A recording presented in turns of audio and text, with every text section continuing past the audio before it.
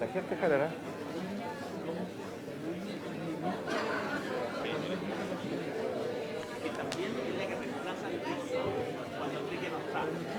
Se fueron a buscarlo. ¿A cuál de las tres? ¿A cuál de las tres? No.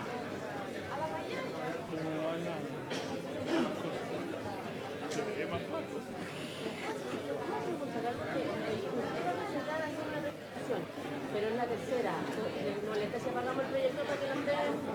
No me molesta nada. Eso lo grabamos igual. Ya, oye, pero igual para que... Difícil con este congreso, lo más difícil, pero...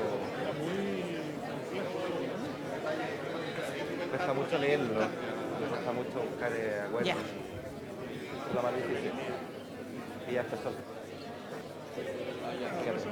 Ya. Buenos días. Al hacer la bien del año 2002, la voy a indignar. Muy buenos días. Antes de comenzar, les queremos solicitar, por favor, que pongan en silencio sus celulares. En nombre del Centro de Competencia de la Universidad Adolfo Ibáñez, les queremos dar una cordial bienvenida al seminario Desafíos de la Libre Competencia para el Chile de hoy, Visión de las Autoridades. Se dice que Chile cambió a partir del 18 de octubre último. Hoy queremos escuchar las voces de las máximas autoridades políticas en materia económica, ministro de Hacienda y ministro de Economía, para saber las posibles implicancias de tal cambio en libre competencia, y en especial luego de la nutrida agenda antiabuso presentada por el presidente Piñera el martes pasado. También vamos a tener el privilegio de escuchar a las autoridades técnicas, el presidente del Tribunal de Defensa de la Libre Competencia, una destacada ministra del mismo tribunal, y el fiscal nacional económico, quienes nos ilustrarán sobre los desafíos que enfrenta cada institución para seguir aportando en el fortalecimiento de la libre competencia en los mercados. A continuación, se dirige a ustedes, con las palabras de bienvenida, el señor rector de la Universidad Adolfo Ibáñez, Harald Beyer.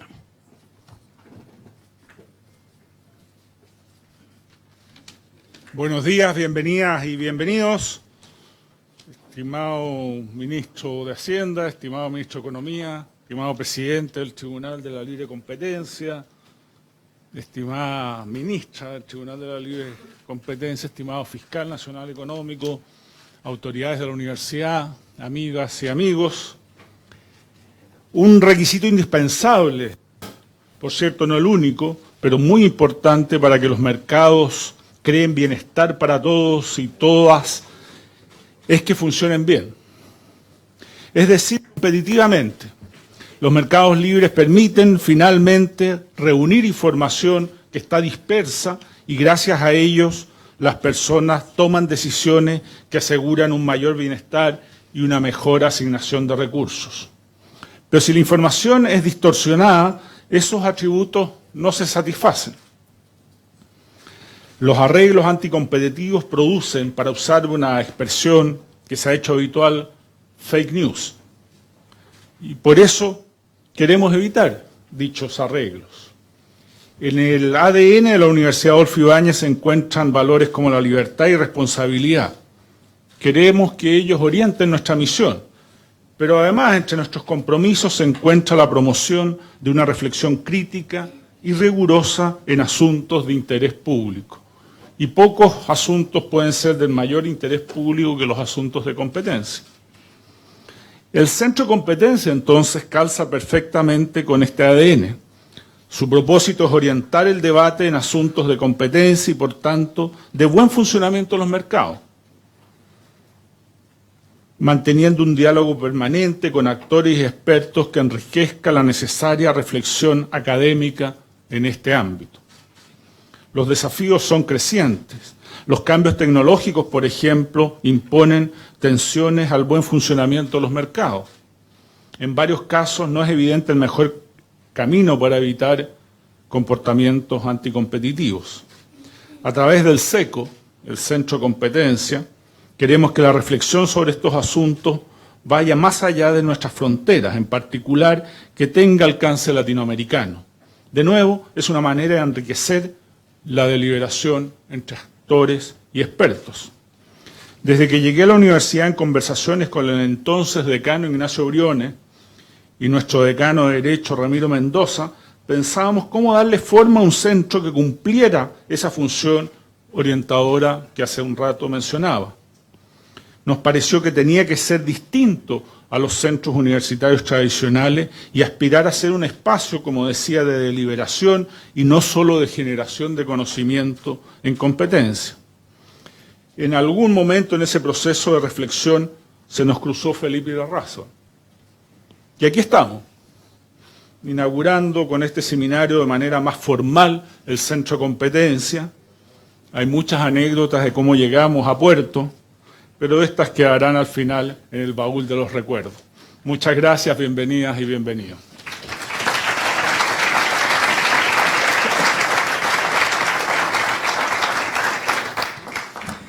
Agradecemos las palabras de Harald. A continuación, queremos invitar adelante al ministro de Hacienda, señor Ignacio Briones, a quien queremos recibir con mucho afecto por los años dedicados a esta casa de estudio.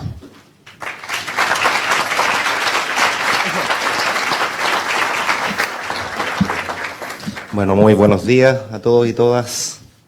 Un lleno total, increíble, como que hubiera cambiado de rol. ¿Ah?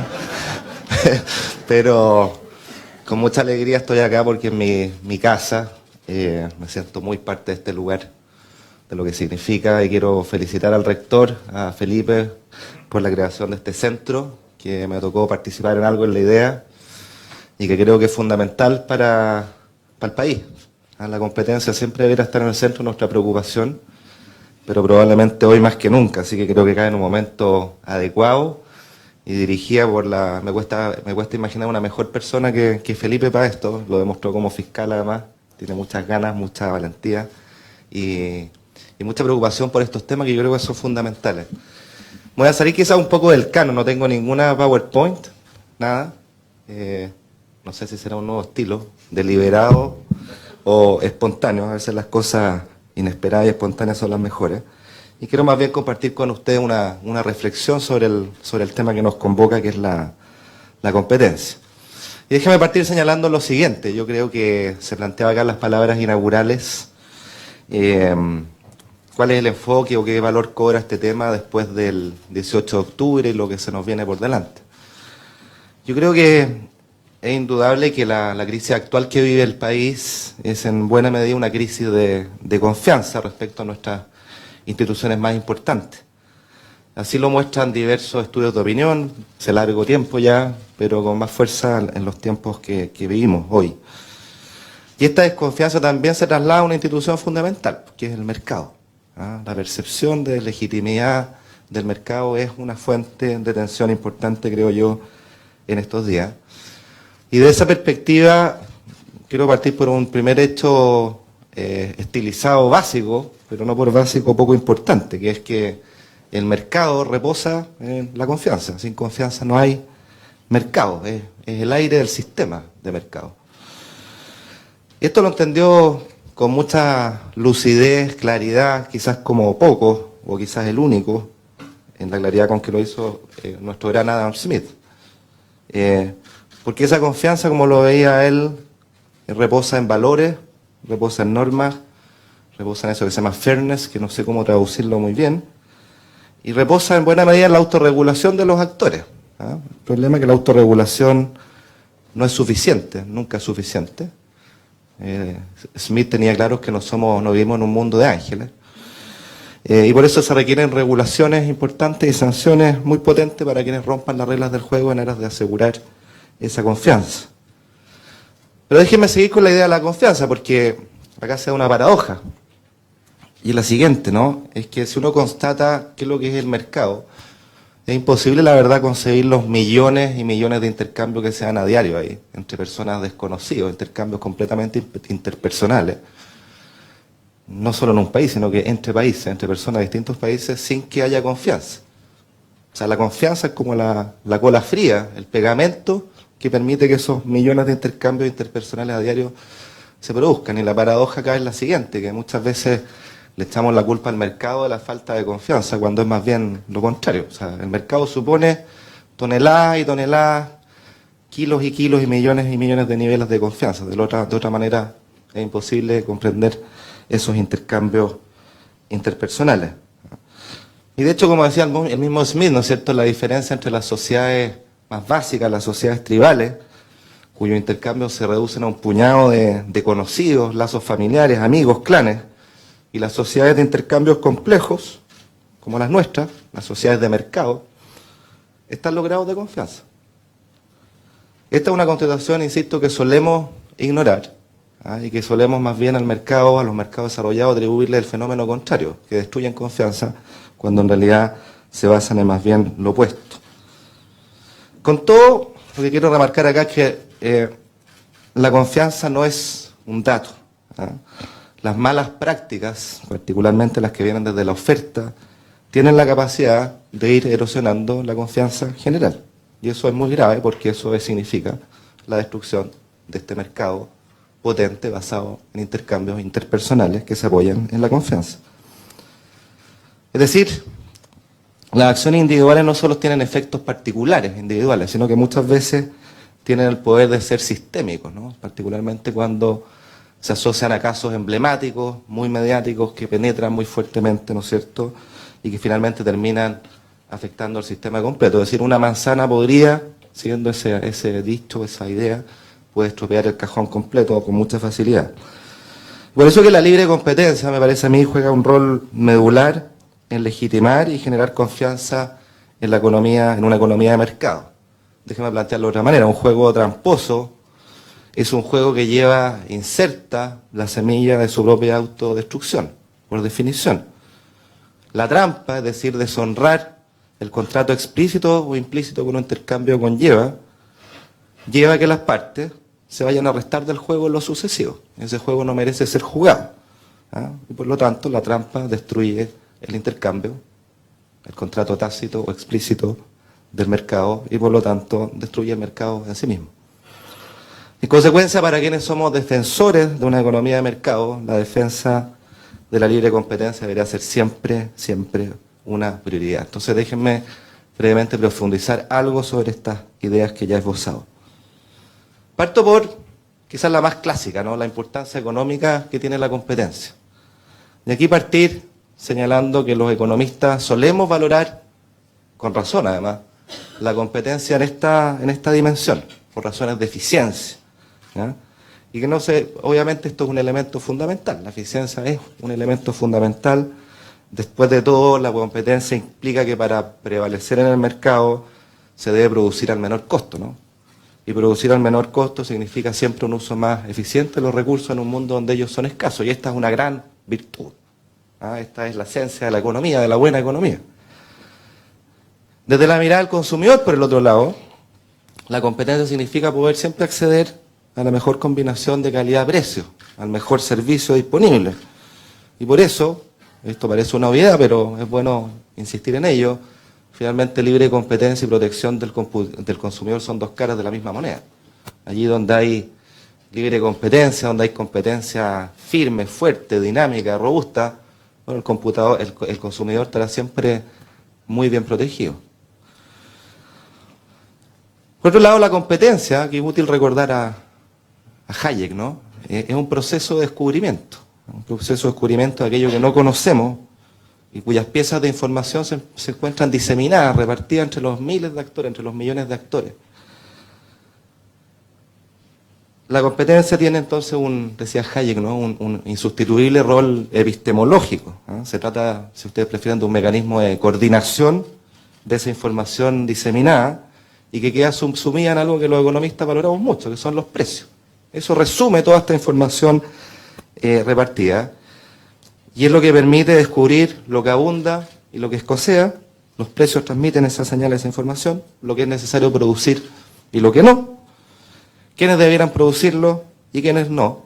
Y en consecuencia, la competencia aquí es un ancla para resolver el problema económico fundamental, qué producir, para quién producir, quién lo produce. Y agregaríamos a qué costo. Pero la competencia, es crucial subrayarlo también, no solo atañe los intercambios de bienes y servicios, atañe una cuestión fundamental, que es lo que estamos haciendo aquí, que es el intercambio de ideas. La competencia de las ideas es el motor de nuestra sociedad, el motor del progreso, el motor de la innovación. Y esta particularidad de la competencia como motor de la innovación es crítica, ¿no? Es crítica porque, como decía Schumpeter, es la base de la destrucción creativa. Así progresan los países, se destruyen cosas para crear otras nuevas, y es base también porque genera o nos enfrenta al problema de economía política más básico, que es la resistencia de aquellos que van a ser reemplazados, de los incumbentes que se ven amenazados, y bien sabemos cómo esos incumbentes en nuestra historia se comportan, van a hacer lo imposible por bloquear la competencia y la innovación que allí surge, y casos recientes en nuestro país hemos estado viendo, ¿no? O hay una tensión al menos entre las nuevas tecnologías, las nuevas apariciones y las industrias incumbentes, quizás en el sector de las aplicaciones de transporte, las aplicaciones financieras, hay mucho de esa tensión y ese es un tema relevante. Aquí está, hasta aquí lo económico, yo creo que es fácil y conocido ver cuáles son las virtudes, las bondades, la importancia de la economía que supone la competencia y por qué debiéramos estar tan interesados siempre en defenderla. Pero permítame ahora ahondar un poquito más en el segundo tema, que era la legitimidad. Yo creo que es tanto o más importante. En otras palabras, si hay innegables argumentos económicos para favorecer la competencia, tal vez más importante, me parece a mí, sean aquellos relacionados con la legitimidad de la competencia. Porque aquí la competencia tiene una importancia seminal, que es la de legitimar al mercado, al menos para quienes creemos en una economía de mercado, esta debiera ser la preocupación última. Y como yo ya bien decía, el mercado se deslegitima cuando es percibido como un juego injusto, uno de cartas marcadas, o que favorece a un determinado grupo, a un club, a una élite. Cuando es percibido como fuente de abuso o de aprovechamiento asimétrico, en condiciones desiguales, ¿no? Porque contrariamente a lo que algunos suponen, aquí también es una precisión que parece relevante para el debate actual, el exceso de competencia no incentiva las malas prácticas, sino que tiende a disuadirlas. Subrayo esto porque muchas veces se le achaca a la competencia, esta competencia exacerbada, se nos dice, el ser el causante de las malas prácticas, cuando en realidad es más bien lo contrario. De más está señalar que esta mirada negativa respecto al término de competencia no solo aplica al nivel del mercado económico, también aplica, ¿no es cierto?, en general a la asignación de recompensas en todo índole de cosas, en los cargos que tenemos, los sueldos que recibimos, o si ustedes prefieren, al ejercicio de la meritocracia o de recompensas no adscritas. Siempre se achaca que esta competencia tiene algo como pecaminoso, me parece a mí que es más bien lo contrario. Pero volviendo al tema económico, respecto a la idea de que la competencia tiende a disuadir las malas prácticas en lugar de exacerbarlas, pensemos en el consumidor. Yo me refería al principio a esto, ¿no? Maximizar ganancias abusando del consumidor solo puede entenderse en un contexto de falta de competencia, al menos en el largo plazo. En mercados competitivos, en que el consumidor dispone de distintos oferentes, diríamos, la empresa que abusa alguna vez, la primera vez, va a ser penalizada por los propios consumidores más temprano que tarde.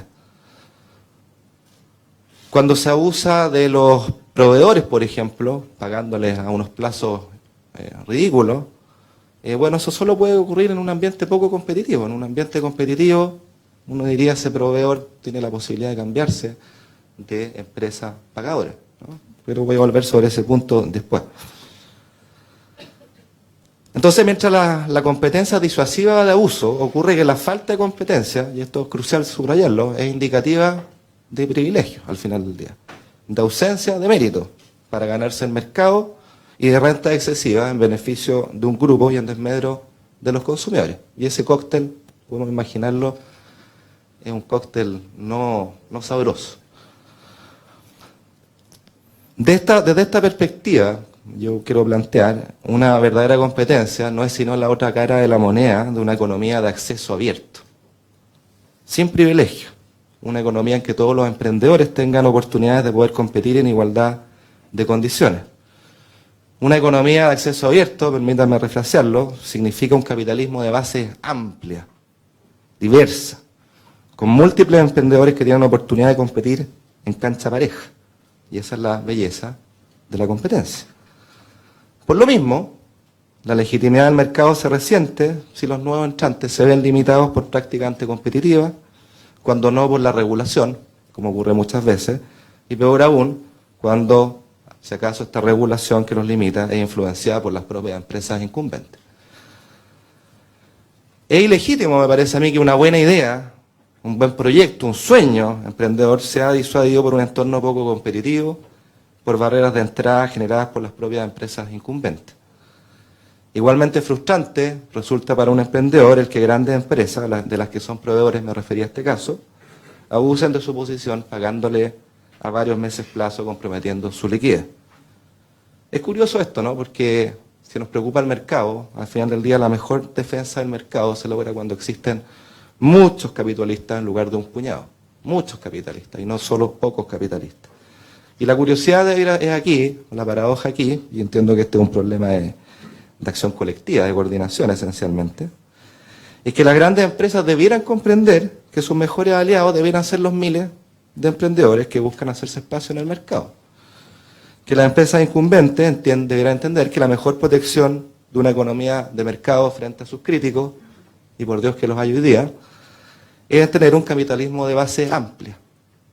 Uno con miles de emprendedores, insisto, y consumidores, que percibiendo al mercado como juego justo, valoren en plenitud sus enormes beneficios y se transformen ellos, esos miles de emprendedores y de consumidores, en sus mejores defensores. Esos van a ser siempre los mejores defensores y no un puñado de gente que siempre se las va a ver con cierta sospecha como defendiendo unos privilegios de unos pocos. Desde la demanda, me refería a la oferta, la ciudadanía valora la competencia. Es bien notable cómo la ciudadanía tiene conciencia del valor de la competencia. Después de todo le llega a su bolsillo, así que es bien natural que así sea, ¿no? Y por eso mismo se indigna cuando se atenta contra ella. Y aquí, claro, nos hemos concentrado muchas veces en los casos más emblemáticos de atentado a la libre competencia, y quizás con razón, los de colusión, que además afectan a las empresas más grandes y emblemáticas que tienen este poder disruptivo, ¿no es cierto?, que contamina el resto de la discusión, esta manzana que permea todo el cajón, y se entiende que así sea, ¿no? Tiene efectos muy cruciales para la percepción de legitimidad. Pero nos olvidamos muchas veces que hay una serie como de casos chicos, sucesivos en nuestro cotidiano, que van afectando y van cansando, ¿ah? Desde los contratos incomparables, ¿no es cierto?, con unas cláusulas que no se leen, contratos en que es súper fácil entrar pero imposible salir. En fin, todos en nuestro día a día tenemos esa experiencia, no nos afecta, no nos tira para atrás en términos del bolsillo, pero su acumulación en el tiempo va desgastando, y yo creo que esa es una agenda de la cual hay que hacerse cargo, y el ministro de Economía nos va a hablar al respecto, porque hay varias medidas en esa dirección que son inentendibles. Pero todo lo que tenga como cláusulas de letra chica al final del día, de mini abuso, va generando esta percepción de deslegitimidad que termina por cansar, y yo creo que es fundamental avanzar ahí, en paralelo con avanzar en los casos más duros de colusión y otros. Permítame terminar con dos palabras finales respecto a la regulación y la competencia. Lo primero aquí es decir que uno esperaría que el primer filtro de todo esto debiera ser la autorregulación, el propio comportamiento ético de las empresas en pos de mejores prácticas, pero la naturaleza humana es la naturaleza humana y sabemos que esa acción es limitada. Por otro lado, yo les decía antes, un poco en mi rol de economista académico, ¿no?, que si la competencia fuera perfecta, la verdad es que no tendríamos ni que preocuparnos los abusos. El consumidor estaría siempre perfectamente protegido en un mundo de competencia perfecta. Pero la competencia perfecta es una entelequia, es un ideal, es un constructo, ¿no?, que bien sabemos no existe. Queremos siempre acercarnos a ello, pero nunca llegamos a ello. Y en consecuencia todo esto, estos dos elementos, la limitación de la autorregulación y que la competencia perfecta no existe, nos obliga a tomarnos la regulación y el rol del Estado en esta materia muy, muy en serio. Si por el lado de la oferta aumentar la competencia y sancionar sus atentados es un imperativo, por el lado de la demanda, me parece, resulta igualmente necesaria una institucionalidad robusta, bien robusta, y un marco regulatorio potente que defienda al consumidor. Ahora bien, este es un camino que no termina nunca de avanzar, ¿ah? Nunca. Hemos avanzado mucho en estos años, hoy día tenemos una institucionalidad de libre competencia, me atrevería a decir, de muy alto, comparable a nivel mundial, con las mejores prácticas. La reforma introducida en 2016, aquí tenemos al exministro que le tocó liderar ese cambio, fue un cambio muy importante en la buena dirección. Y no hay que olvidar ese cambio, ¿ah? Porque a veces queremos hacer mucho más de forma rápida y creo que tenemos una institucionalidad de la cual deberíamos sentirnos bien orgullosos. Pero nunca está de más recordar cuáles deberían ser las prioridades en esta lucha que nunca ceja, ¿ah? Porque la libre competencia hay que insistir siempre. Yo diría que lo primero, y creo que afortunadamente algo que se ha ido instalando en la discusión, pero cuando uno lo decía años atrás, lo miraban así como un hereje, es tener muy clara la distinción entre ser pro mercado, que es aquello que debiéramos ser todos, y ser pro empresa. No son lo mismo, ¿ya? No son lo mismo. Uno debería ser siempre defensor del mercado y no defensor de empresas en particular, ¿ah? Lo que no implica no ser defensor de empresas con ese. Segundo, ya lo decía, una institucionalidad robusta, que por un lado supervise, regule los mercados en pos de la competencia y disuada sus atentados castigándolo, muy importante, severamente, ¿ah? Y que por otro lado defienda con firmeza a los consumidores. Insisto, Chile ha avanzado mucho en esto y hay que reconocerlo y valorarlo. Es importante además seguir fortaleciendo la Fiscalía Nacional Económica, al Tribunal de Defensa de la Libre Competencia, en sus atribuciones y también en sus equipos, ¿ya? Acá la verdad es que esta es una inversión, de las inversiones más importantes, tener buenos equipos en estas instituciones clave. Es importante defender la delación compensada, ¿ya? Y por eso me parece a mí que la idea que siempre vuelve y vuelve de que la Fiscalía ordinaria, vamos a decir así, tenga algo que decir en esto, me parece que es un camino arriesgado porque pone en riesgo la delación compensada, que es la herramienta para detectar carteles cuando tenemos un problema epistemológico, un problema de información, ¿ya? En el pasado tuvimos penas de cárcel, fíjense, pero no tener delación compensada éramos incapaces de detectar carteles, ¿ya? Entonces no hay que perder de vista ese objetivo. Tercero, es importante insistir siempre en que Chile tenga mercados abiertos, competitivos, insertos en el mundo, al menos a nivel de los bienes transables. Eso es una primera línea de competencia que es maravillosa y que hay que seguir empujando. Cuarto, una obviedad, empujar el emprendimiento, ¿ah? Que es condición necesaria para la entrada de nuevos actores. Quinto, y relacionado con lo anterior, lo olvidamos muchas veces, mercados de capitales profundos, desarrollados, competitivos, para que ninguna buena idea se quede afuera por falta de financiamiento. Como lo muestran Rayán y Singal en ese maravilloso libro Salvando el capitalismo a los capitalistas, ¿ah? En los países donde la competencia es baja en parte porque tienen mercados de capitales poco desarrollados, que muchas veces además están integrados verticalmente con los propios incumbentes de las industrias intensivas en capital. ¿Ah? Tener mercados de capitales bien desarrollados implica decir que el capital no es una barrera de entrada para emprender y desafiar a los incumbentes.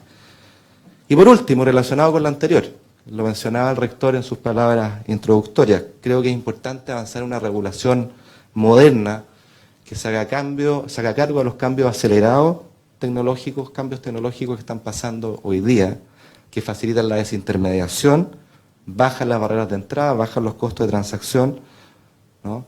Que generan nuevos competidores a bajo costo y que muchas veces se ven vetados por la propia regulación o los propios incumbentes. Ya hemos visto casos de eso en el último tiempo y creo que es fundamental clarificar eso en nuestra regulación, darle espacio a esta innovación en nuestra regulación para que al final sea siempre la destrucción creativa la que prime. Como puede verse, termino acá, la agenda es larga, es importante, desafiante, tan importante como lo es la propia competencia, cuestión que está en el centro de la eficiencia económica, pero también, sobre todo, de la legitimidad del mercado. Muchas gracias.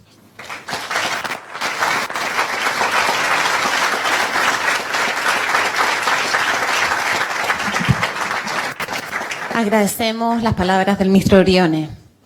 A continuación, hará uso de la palabra el ministro de Economía, señor Lucas Palacios.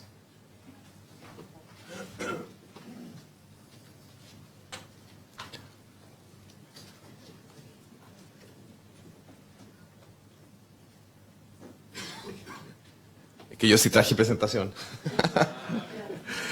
Muchas gracias por la invitación. Creo que es muy importante hoy reflexionar respecto de la competencia. Y yo quisiera partir con una reflexión, porque la cuestión no es que Chile cambió a partir del 18 de octubre. La cuestión es que Chile no fue haciendo los cambios en el tiempo. Y eso generó una acumulación de rabia, de angustia, que se canalizó el 18 de octubre. Esto lo conozco porque desde el 18 de octubre hasta ahora ha habido muchos emprendedores, muchas empresas que se están yendo de espalda. Y eso entonces a uno le hace reflexionar, bueno, el problema es ahora entonces que después de un mes de venta se van de espalda, o es que antes no estaban bien.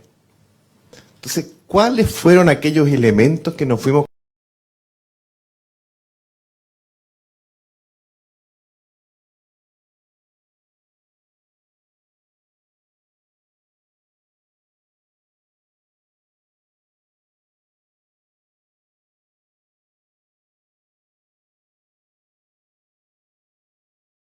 cumpleaños ayer? Después lo pueden felicitar.